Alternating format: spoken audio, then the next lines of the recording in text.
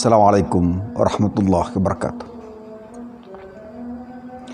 Alhamdulillah wassalatu wassalamu ala rasulillah wa ala alihi wa ashabihi wa wala.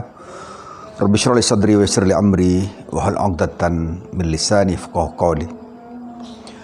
Pemirsa rahimakumullah, alhamdulillah, mari kita renungi ayat Allah Subhanahu wa taala dalam surat An-Nur ayat 24 yang berbunyi, A'udzubillahi minasyaitonir rajim. Bismillahirrahmanirrahim. Wa tubu ilallahi jami'an ayyuhal mu'minun la'allakum tuflihun. Bertobatlah kalian kepada Allah secara keseluruhan, ayyuhal mu'minun la'allakum tuflihun, agar kalian semua beruntung. Kita tahu bahwa makna taubat adalah kembali kepada jalan kebenaran atau ar-ruju' ilal haq. Sebab tidak setiap kita bisa senantiasa berjalan pada jalan yang lurus dan lempang. Mungkin sesekali kita teledor, mungkin sesekali kita salah, kita tergelincir. Maka di Allah Subhanahu wa taala memberikan fasilitas yang disebut dengan fasilitas taubat kepada Allah Subhanahu wa taala. Tapi pada ayat lain juga Allah memerintahkan pada kita semua agar tobat itu kita lakukan dengan sepenuh jiwa dan kita lakukan sepenuh hati, agar tobat kita betul-betul Allah terima. Ya ayyuhalladzina amanu tubu ilallahi taubatan nasuha pada ayat yang lain. Nasuha artinya murni, tidak tercemari, tidak terkotori kembali. Tapi apakah tanda orang-orang bertobat atau tidak bertobat? Pertama, orang yang bertobat itu mulutnya terjaga dari ucapan-ucapan yang tidak berguna. Yani tarkuhu ma la ya'nihi. Tidak menggunjing orang lain, tidak mengadu domba, tidak dusta, tidak bohong. Itu berarti bahwa mereka bertobat kepada Allah, karena ucapan-ucapannya menjadi tertata, menjadi tidak menyakiti, menjadi tidak melukai orang lain. Yang kedua adalah hatinya bersih dari dengki dan hasad. Ini yang kedua. Sementara yang ketiga adalah menjauhkan diri. Ini perlu kita garis bawahi. Menjauhkan diri dari lingkaran pertemanan yang tidak baik.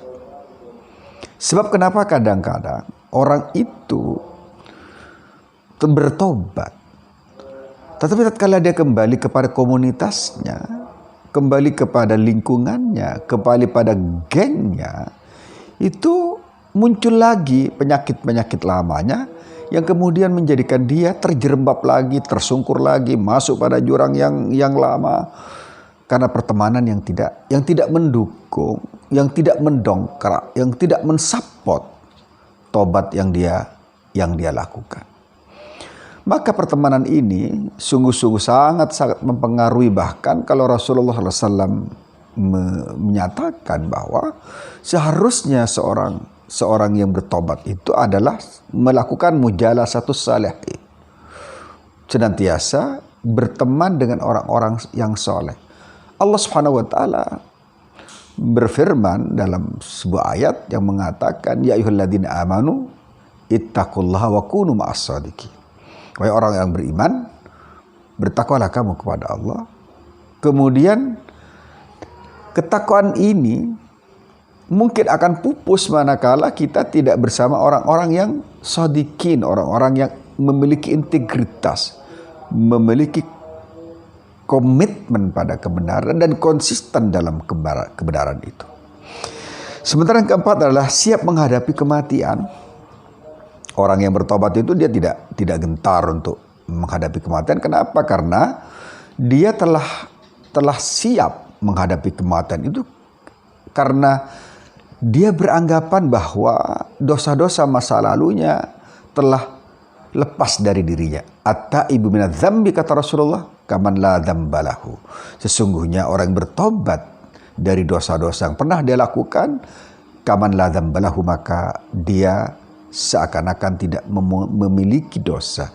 Maka orang yang bertobat, dia lebih siap mati menghadap Allah Subhanahu wa taala karena dia terlepas dari dosa-dosa yang pernah dia lakukan.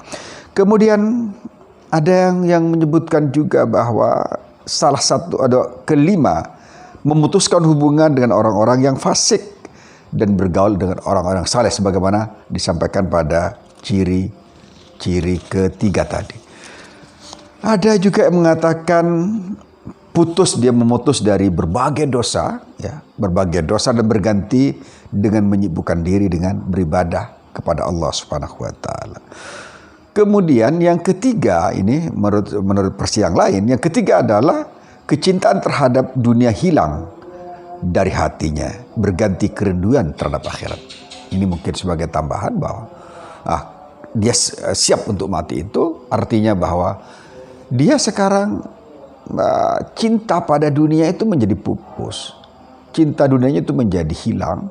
Cinta dunianya menjadi sirna dan bergeser menjadi kecintaan pada akhirat. Sehingga dia kemudian menjadi sosok yang siap menghadap Allah Subhanahu wa taala. Yang keempat, memandang dirinya kosong dari rezeki yang dijamin Allah Subhanahu wa taala dan hanya sibuk menjalankan segala ketaatan kepada Allah Subhanahu wa taala. Artinya bahwa dia tidak dia menyerahkan pada Allah Subhanahu wa taala apa yang dia telah takdirkan Allah Subhanahu wa taala dalam hal rezeki, dan dia yakin bahwa akan Allah berikan kepadanya, dan kemudian pada saat yang sama dia telah menyibukkan diri dengan urusan-urusan akhirat, urusan-urusan ketaatan kepada Allah Subhanahu wa taala. Nah, pemirsa rahmatullah, ini tanda bahwa seseorang itu bertobat. Pertama adalah sebagaimana disampaikan tadi, dia rongga-rongga tubuhnya atau organ-organ tubuhnya sudah terjaga dari seluruh keburukan, baik hatinya ataupun anggota tubuh lainnya, kalau bisa saya ringkas. Yang kedua adalah dia cinta akhirat melebihi cintanya pada dunia, bahkan cinta dunia hampir tidak tersisa dalam dadanya. Yang ketiga adalah dia menjauhkan diri dari orang-orang yang membuat atau menyeret dia pada dosa-dosa baru karena pertemanannya, karena persahabatannya, karena persengkokolannya, karena gengnya. Sehingga kemudian terjadi pergeseran yang dahsyat. Dari dia awalnya menjadi orang-orang yang jauh dari Allah, kemudian merapat kepada Allah, dan dia orientasi akhiratnya melonjak dahsyat, dan orientasi dunianya turun dahsyat. Kalau ini kita miliki, berarti kita telah betul-betul bertobat kepada Allah, dan kita siap menghadap Allah. Kita siap untuk menerima seluruh ketentuan Allah Subhanahu wa taala, seluruh takdir Allah Subhanahu wa taala. Kita ridha terhadap qada Allah Subhanahu wa taala, karena kita tahu bahwa para pencinta Allah Subhanahu wa taala, para perindu Allah itu, dia akan senantiasa melepaskan diri ketergantungannya dari makhluk Allah, dan dia hanya tergantung pada Khaliqul makhluk, Khaliqul samawatul ard, Khaliqu al makhluqat. Pemirsa rahmatullah, saya kira sampai di sini. Semoga kita, organ-organ tubuh kita terbersihkan, kemudian hati kita terbeningkan, kemudian sahabat-sahabat kita adalah sahabat-sahabat yang baik, dan orientasi kita berubah dari orientasi dunia menjadi orientasi akhirat. Assalamualaikum warahmatullahi wabarakatuh.